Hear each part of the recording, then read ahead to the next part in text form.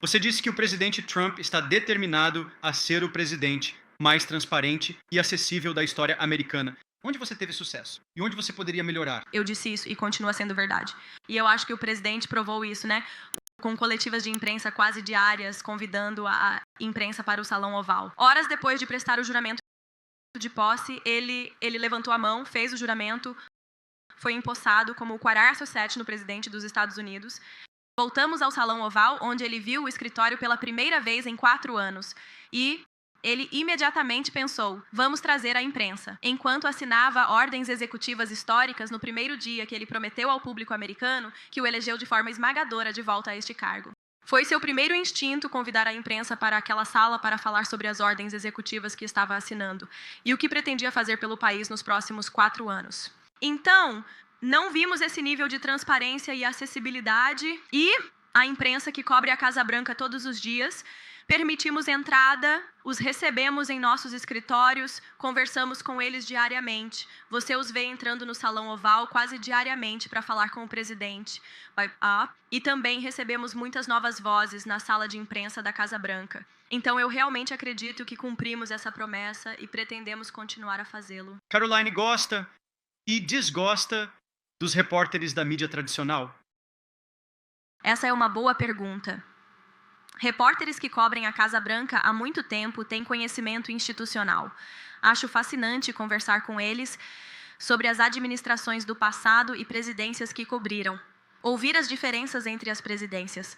E, novamente, algo que aprendi com a mídia tradicional é como ela mudou e evoluiu naquela sala. E como é diferente suas experiências dos últimos 4 anos sob a administração anterior, que não falava com eles, que não respondia perguntas, da mesma forma que fazemos todos os dias.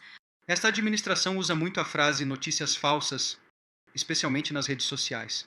Que porcentagem das notícias que você consome pessoalmente você acha que é verdadeira? Bem, em primeiro lugar, eu, como porta-voz da Casa Branca e do presidente, tento consumir todas as notícias.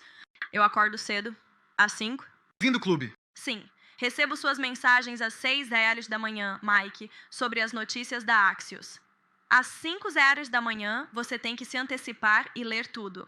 Isso inclui jornais impressos. E assistir canais de TV a cabo. Se você entrar no meu escritório na ala oeste, verá uma quadra de todos os canais de TV a cabo na minha televisão.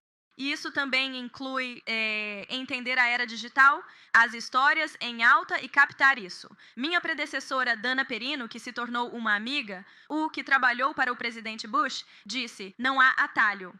Você tem que ler tudo. E assim, no meu escritório, fazemos todos os dias. E o presidente também faz.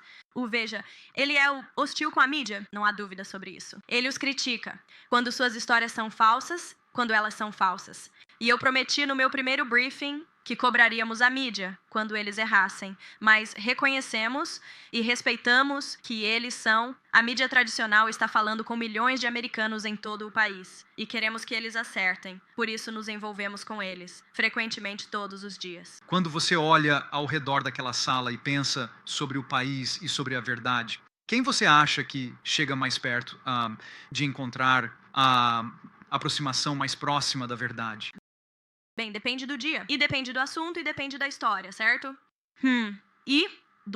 Você sabe, há repórteres que acertam às vezes, há repórteres que erram às vezes, e temos que chamá-los à atenção. É o que é. Acho que os melhores repórteres que cobrem o tema Trump e a Casa Branca de Trump entendem que você precisa nos dar tempo. Para nos informar do que escreve, vir ao nosso escritório quando pensar em uma história, quando tiver uma ideia para escrever, e podemos trabalhar com você para moldar essa história. Podemos fornecer os fatos. Notícias falsas são informações erradas. E má fé do repórter sem dar tempo de resposta. Não há nada pior do que ver um repórter na minha caixa de entrada 20 minutos antes do prazo com uma história escrita e planejada. Isso é agir de má fé. Eles não se importam com os fatos e nossa opinião.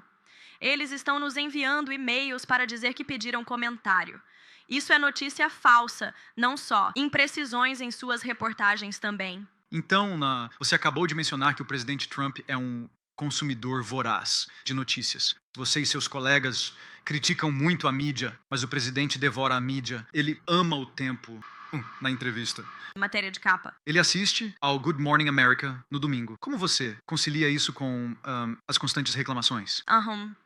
Bem, ele tem reclamações constantes porque ele assiste a tudo, lê tudo e consome tudo.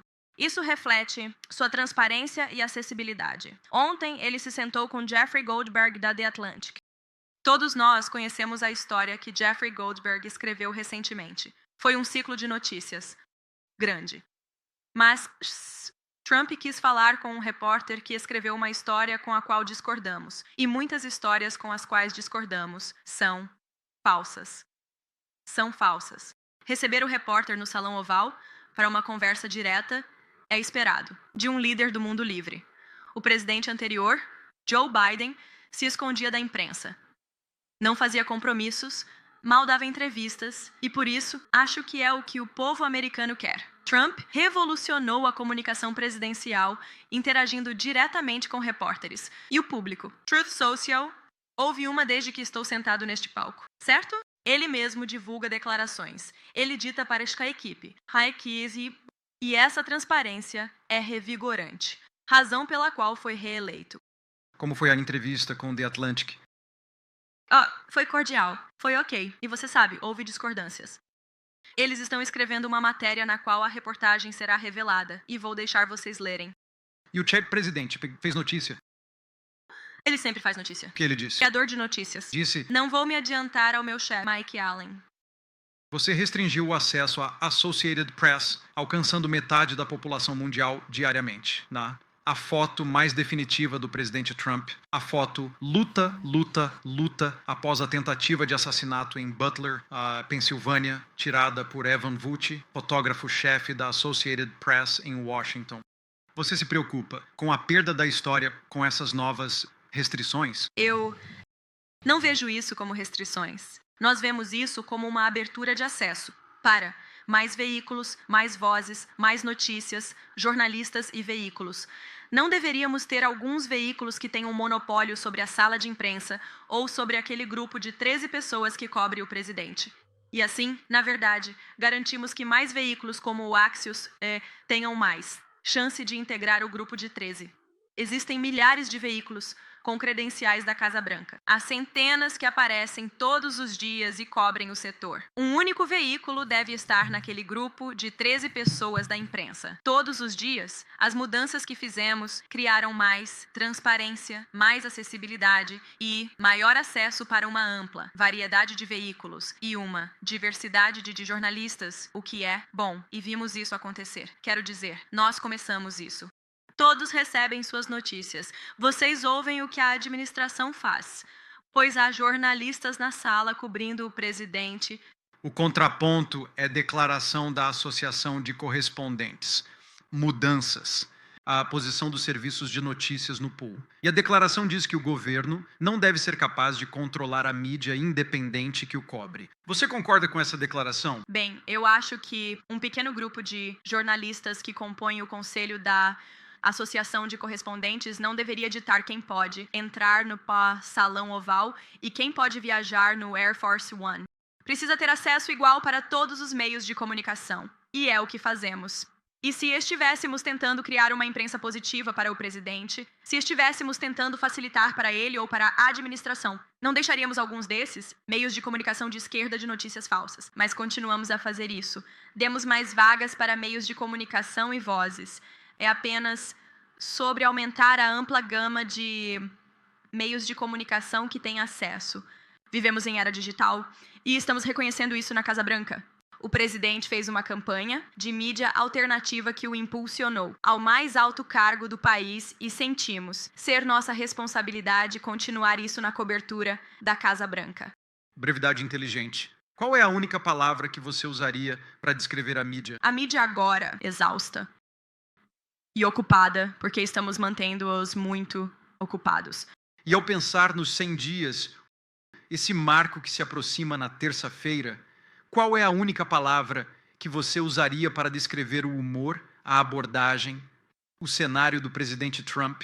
Ele está em modo de solucionador de problemas agora. Ele herdou muitos problemas, sem dúvida sobre isso. É por isso que, novamente, o público americano o elegeu de volta para esta cidade, para resolver esses problemas. E eu o vejo todos os dias, pensando nos desafios que enfrentamos como país e como mundo, tão grandes quanto o conflito Rússia-Ucrânia, que continua e no qual ele está focado diariamente, como os acordos comerciais que ele está tentando negociar no exterior, até problemas tão pequenos quanto limpar os acampamentos de sem-teto aqui mesmo em Washington, D.C. Ele vê liga para o gabinete do prefeito e resolve. Ele é verdadeiramente um solucionador, motiva diariamente. Trabalha constantemente, resolver problemas grandes ou pequenos. Essa é a mentalidade atual do presidente. Segundo ponto, você. O que é sucesso para você neste trabalho? Para mim, sucesso é ser o mais transparente e acessível possível, passando a perspectiva do presidente sobre questões diárias, e vejo isso como meu objetivo final quando vou ao pódio. Conhecer as notícias, saber o que os repórteres querem ouvir, saber o que o público americano precisa ouvir. E garantir que estou conversando com o presidente e refletindo exatamente o que ele vê e pensa sobre as questões que estão pressionando o nosso país. Com que frequência uma pergunta em uma coletiva te surpreende? Não muito frequentemente, devo dizer. Tenho uma equipe muito boa e leio tudo. Você tem que... Não há, novamente, nenhum atalho para a preparação. Você tem que ler e consumir todas as notícias. Houve momentos em que eu não sei a resposta e... sou franco sobre isso na coletiva. Não sei a posição do presidente. No meu escritório, nos orgulhamos de acompanhar repórteres após a coletiva e nos esforçamos para isso. Mencionei você, candidato ao Congresso 2022, no seu amado New Hampshire. O que você aprendeu como candidato? Que lhe serve como comunicador? Claro. Bem, ser um comunicador para si mesmo é certamente muito diferente de ser um comunicador para um principal. De certa forma, é na verdade muito mais difícil, porque quando você está comunicando por si mesmo, você está transmitindo o que acredita. Quando é um candidato, você está pensando: o que meus stakeholders acreditam? O que meus eleitores acreditam? Quais são minhas crenças? O que a mídia pensa que vou dizer? O que eu quero dizer? E então você está lidando com todos esses conjuntos de valores ao tomar uma decisão e depois comunicá-la, certo? Mas quando você é um comunicador para outra pessoa, para o presidente, meu trabalho agora é transmitir as crenças dele e suas opiniões e levar isso, a verdade, ao público. Então é mais fácil. Porque quando você é um comunicador para outra pessoa ou para uma organização, qualquer nível de governo, você só precisa entrar na cabeça deles e entender a mensagem que eles querem transmitir e ser o mensageiro deles. Sua abordagem no pódio tende mais para o combate do que para a persuasão. Como você chegou a... Você acha? Como você chegou a essa calibracal?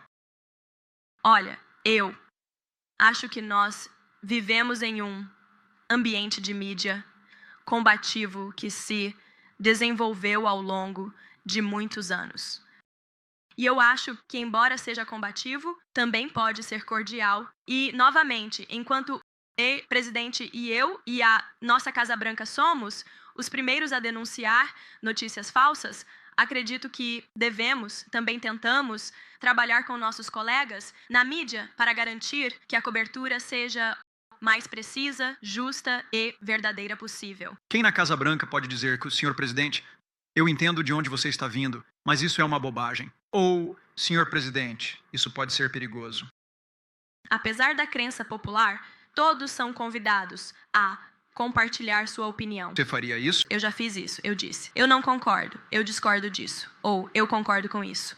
Ou talvez devêssemos dizer desta forma. Ou devemos divulgar a declaração dessa maneira. O presidente Trump não recebe crédito suficiente por ouvir bem. Ele é um ouvinte incrível.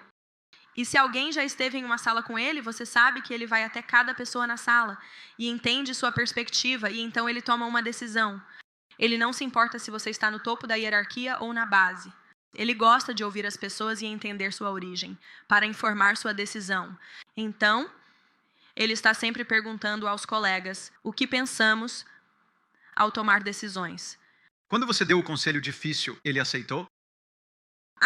Depende de qual vez. Quem toma decisões. Você é bastante aberto sobre sua fé, em um trabalho muito secular. Como você equilibra essas partes do seu cérebro e da sua alma? Claro. A fé é certamente o que me fundamenta em como você disse, uma posição secular e um trabalho desafiador, em um ambiente de trabalho desafiador. E ter fé em si mesmo, mas também em Deus, algo maior do que você ajuda a manter a perspectiva. Nesse ambiente louco, caótico, desafiador, 24/7, em que trabalhamos, e é muito fácil ser consumido por isso, mas acho que ter fé em Deus meio que te traz de volta à realidade, faz você lembrar que esta é uma fase da vida.